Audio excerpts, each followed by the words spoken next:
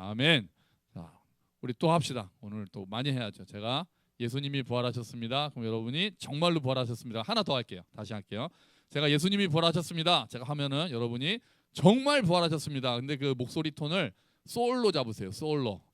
정말 부활하셨습니다. 이러지 마시고 정말 부활하셨습니다. 이런 거 있잖아요. 그 소울 목소리를 잡으시고 그다음에 제가 하나 더 할게요. 뭐냐면 제가 예수 부활 딱 외치면 여러분이 뭐라고 외칩니까?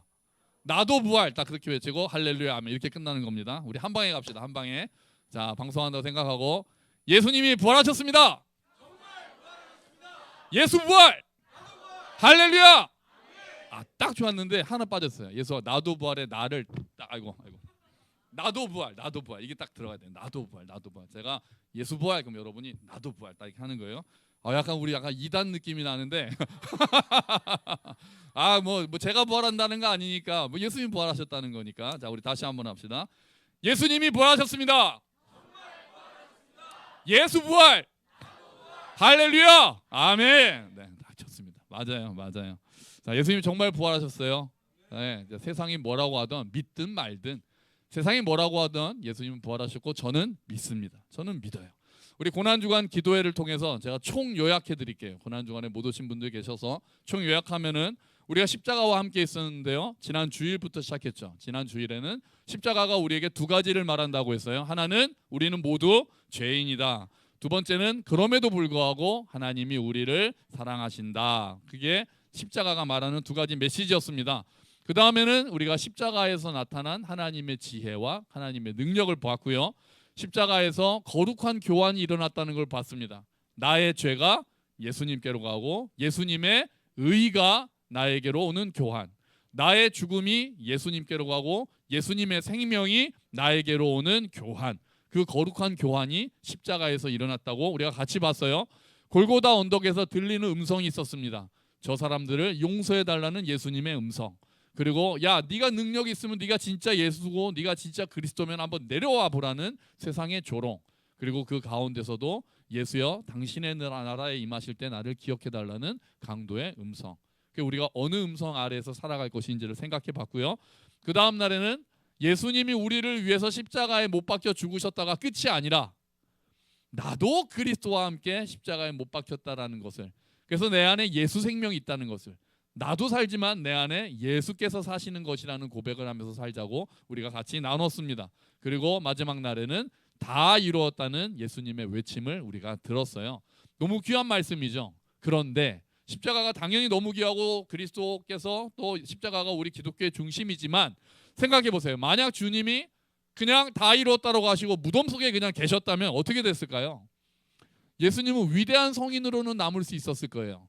사람들을 용서하고 사람들을 위해서 대신 죽은 위대한 성인이다. 위대한 사람이다. 그렇지만 우리의 구세주는 되실 수 없었을 거예요. 십자가는 완성은 아니었습니다. 십자가에서 다 이루어졌다고 하신 말씀은 죄사함이 다 이루어졌다라는 거고, 그리고 부활을 통해서 그 사실이 증명되는 거예요. 기독교의 정체성은 십자가와 부활에 있습니다. 둘 다 세상은 조금 껄끄러워합니다. 십자가는 우리에게 죄라는 것을 이야기하기 때문에 껄끄러워하고, 죽은 사람이 다시 살아났다는 것은 과학적으로 맞지 않아서 껄끄러워합니다. 그러나 세상이 뭐라고 하던 그리스도, 그리고 우리가 믿는 기독교의 중심은 십자가와 부활이에요. 십자가에 못 박힌 그리스도고 다시 살아나신 예수님입니다.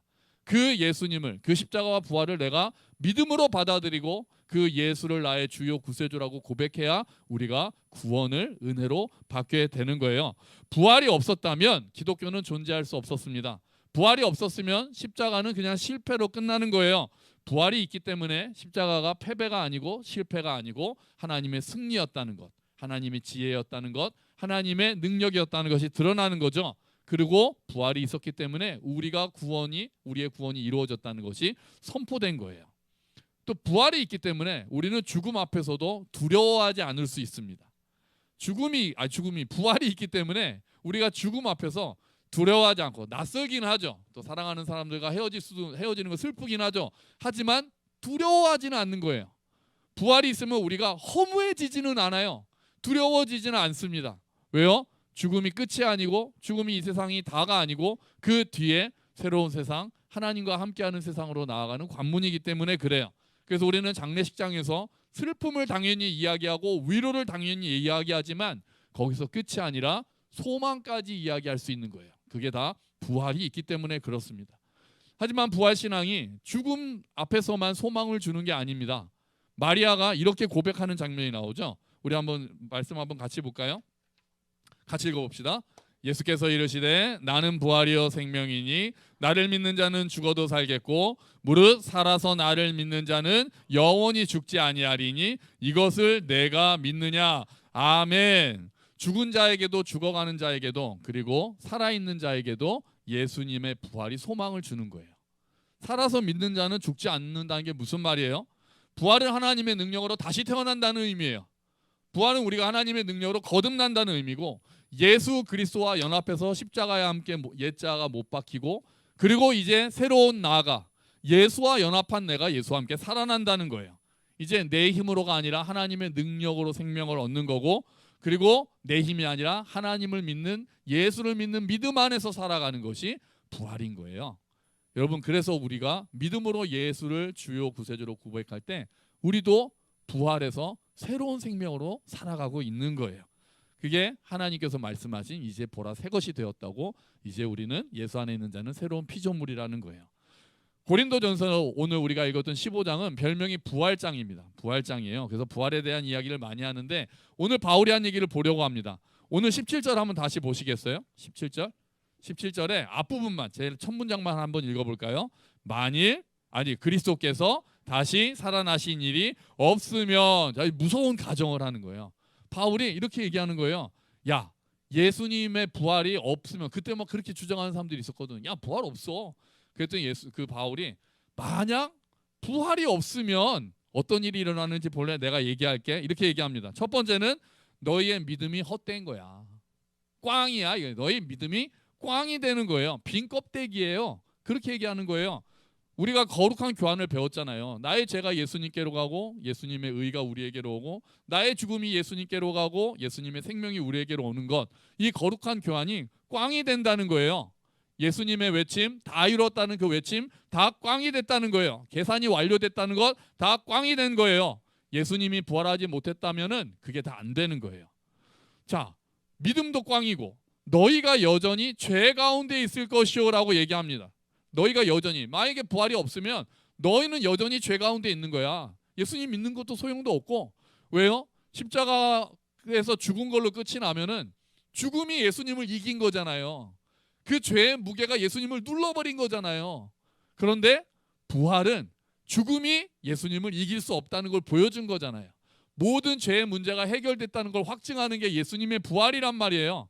만약에 우리가 그 예수님이 부활하지 않았다면 우리는 여전히 그 죄를 지고 있는 거고 죄의 무게로 눌려 있는 거고 죄에 대해서 책임을 져야 되고 우리가 죄로 인해서 죽음의 벌을 아직 받아야 되는 거예요. 그게 죄 가운데 있다는 뜻이거든요. 그런데 예수님이 부활하셔서 그 사망의 권세를 다 이기시고 사슬을 끊어버리셨다는 것을 보여준다는 거예요. 부활이 없으면 또 어떻게 돼요? 18절도 한번 읽어볼까요? 또한 그리스도 안에서 잠자는 자도 망하였으리니 부활이 없으면 죽음은 그냥 멸망인 거예요. 그냥 끝이에요. 그리스도 안에서 잠자는 자는 믿음 안에서 죽은 우리의 선배들을 얘기해요. 우리의 사랑하는 가족들, 성도들, 예수 믿다가 죽은 사람들을 얘기해요. 그런데 만약에 부활이 없다면 그 사람들은 그냥 끝난 거야. 멸망한 거야. 만약에 부활이 없으면 우리도 이 땅에서 죽으면 그냥 끝이야. 부활이 없으면 그냥 우리는 한 줌의 죄로 허무하게 흩어지는 존재야. 바울은 그렇게 이야기하는 거예요. 그러니까 부활이 잠이 아닌 거죠. 그리스도 안에서 잠자는 자가 아니라 그냥 그리스도 안에서 끝난 자가 되는 거예요. 부활이 없다면 순교자들 아무 소용이 없는 거예요. 부활이 없으면 다 끝인 거예요. 그래서 19절에 바울이 요즘 말로 뼈 때리는 말을 합니다. 뼈 때리는 말. 자, 19절 같이 읽어봅시다. 만일 그리스도 안에서 우리가 바라는 것이 다만 이 세상의 삶뿐이면 모든 사람 가운데 우리가 더욱 불쌍한 자이리라. 아멘. 그래서 만약에 부활이 없어서 우리가 예수 믿는 사람이 이 땅에서 잘 먹고 잘 사는데 집중돼 있다면 불쌍한 사람이다. 그 시간 그렇다면은 이 시간에 우리가 왜 이 지하에 와가지고 요즘 나가면 꽃놀이 하죠. 지금 우리 꽃놀이 하러 가야죠. 왜 여기 와서 이러고 계십니까? 차라리 이 시간에 돈을 벌어야죠. 왜 시간을 내어서 하나님께 예배드린다고 모여 있겠어요? 그 우리는 불쌍한 사람들이 되는 거예요. 그래서 이 시간에 놀지도 않고 또 더군다나 돈 내가면서, 돈을 받는 것도 아니고 자기가 진짜 피땀 흘려서 번 돈 교회에다 바쳐가면서 이 땅에서 그렇게 절제하면서 남 섬기면서 때로는 욱하는 거 참으면서 예수님 닮아가기를 소망하면서 사는 우리가 제일 불쌍한 사람이 되는 거예요. 끝났는데 아무것도 없다면, 부활이 없다면 우리는 아주 불쌍한 사람이 되는 거예요. 아, 그때 더 놀 걸. 아, 이게 끝인 줄 알았으면 그때 좀 더 놀 걸. 그때 그 돈 그냥 헌금하지 말고 그걸 맛있는 거 사 먹을 걸. 여행 한 번 더 갈 걸. 그렇게 후회하게 된다는 거죠. 그게 부활이 없을 때 일어나는 일이에요. 부활이 없을 때 우리가 그런 삶을 산다는 거예요. 그런데 20절에 그 앞에 두 글자가 너무나도 중요한 글자예요. 앞에 두 글자만 읽어봅시다. 시작. 예, 이거는 힘을 줘서 읽어야 돼요. 힘을 줘서 읽으셔야 돼요. 그냥 그러나 이제 부드럽게 읽으시면 안 되고 힘을 줘가지고 다시 한번 읽읍시다. 시작. 그렇죠. 아멘. 그러나 이제 바울이 여기서 위대한 그러나를 외치는 거예요. 방금까지 우울한 가정법을 써가지고 만약에 부활이 없다면 우리의 믿음도 꽝이고 우리가 불쌍한 사람이 될 것이고 우리가 여전히 죄 가운데 있을 것이고 예수 믿다가 죽는 거 진짜 허무하고 그런 걸 거야. 그러나 이제 바울은 여기서 아주 힘있게 확신을 가지고 전파하는 거예요. 이 그러나는 사망의 권세를 깨뜨리는 승리의 나팔소리 같은 거예요. 제가 사망의 권세에 막 눌려있을 때 빰빠밤 하고 울리는 그러나가 있는 거예요. 그러나 이제 예수께서 부활하셨습니다. 아멘. 예수께서 부활하셔서 이게 다 뒤집히는 거예요. 자, 이제 부활이 있으니까 우리의 믿음이 헛되지 않습니다. 부활이 있으니까요, 우리는 이제 더 이상 죄 가운데 있지 않습니다. 부활이 있으니까 먼저 간 성도들은 이미 예수와 함께 잔치 자리에 있습니다. 부활이 있으니까 우리는 가장 행복하고 지혜로운 사람들이 된다는 거예요. 부활이 있어서 우리가 그런 존재가 됩니다. 우리가 죄 가운데 있지 않다고 했어요. 죄는 이미 다 처벌되었고 우리는 이제 하나님의 법정에서 무죄가 됩니다. 우리는 죄 가운데 있지 않다는 것은 하나님과의 관계가 회복됩니다. 전에는 하나님이 무서운 심판자였다면 이제 우리가 하나님을 아빠라고 부를 수 있는 거예요. 왜요? 우린 더 이상 죄 가운데 있지 않으니까요. 우리가 죄 가운데 있지 않다는 것은 이제 죄의 지배 아래 있지 않아요. 죄를 거절할 능력, 죄를 거절할 자유가 있습니다. 죄 가운데 있다는 건 결국 생명 가운데 있다는 거예요. 죄 가운데 있다는 것은 죄 가운데 있지 않다는 것은 우리가 생명 가운데 있다는 거죠. 죄 가운데 있으면 아무리 그 삶이 이 땅에서 잘 먹고 맛있는 거 먹고 싶은 거 다 먹고 가고 싶은 데 다 가도 결국은 심판으로 끝나는 거예요. 결국은 썩고 허무하게 끝을 맺는 거예요. 하지만 부활의 첫 열매이신 주님과 연합한 우리는 이 땅에서부터 영생을 누리기 시작하는 거예요. 여러분, 우리 20절 다시 한번 읽어보죠. 20절 같이. 그러나 이제는 또 크게 읽으셔야 돼요. 자, 읽읍시다. 그러나 이제 그리스도께서 죽은 자 가운데서 다시 살아나사 잠자는 자들의 첫 열매가 되셨도다. 아멘. 여기서 또 중요한 한 글자가 있어요. 한 글자. 뭐게요? 첫입니다. 첫 열매가 됐다는 거는 그냥 예수께서 잠자는 자들의 열매가 되셨도다 그러면은 그냥 그걸로 끝날 수 있는데 첫 열매가 되셨다는 거는 그러면 무슨 의미예요? 그 다음이 있다는 거죠.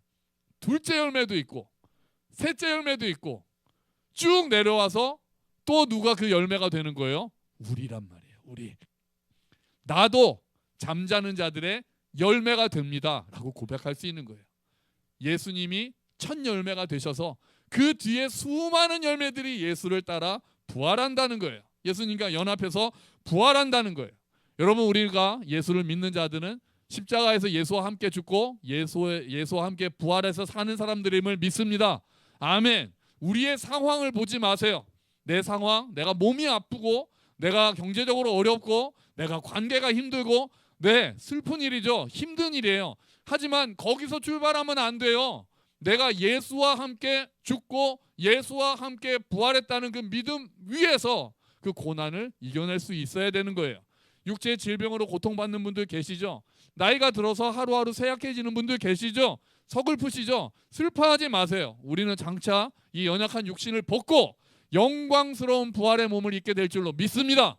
믿어요. 마침내 꽃들이 피고 영광의 주가 다시 오실 날이 올 것입니다. 다시 오실 날이 반드시 올 것입니다. 그 전에 내가 가더라도 나는 그때 주님과 함께 영광의 몸을 입고 부활의 몸을 입고 그때 주와 함께 있을 것입니다. 첫 열매 되신 예수님께서 그 다음 열매 되는 우리들을 영광의 자리로 이끌어 주실 줄로 믿습니다. 여러분, 기독교는 도덕을 가르치는 종교가 아닙니다.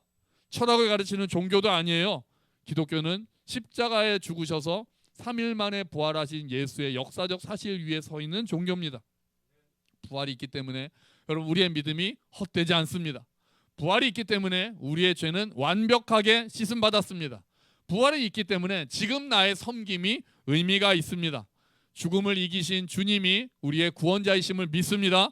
오늘 우리가 마주하는 실패, 오늘 우리가 마주하는 질병, 오늘 우리가 마주하는 가난, 심지어 죽음조차 우리를 그리스도의 사랑에서 끊어낼 수 없습니다. 예수께서 부활하셔서 그분이 내 안에 계셔서 나를 지금도 사랑하시고 나와 함께 하시기에 다 이루셨기에 그 어떤 것들도 나를 그리스도의 사랑에서 끊어낼 수가 없는 거예요.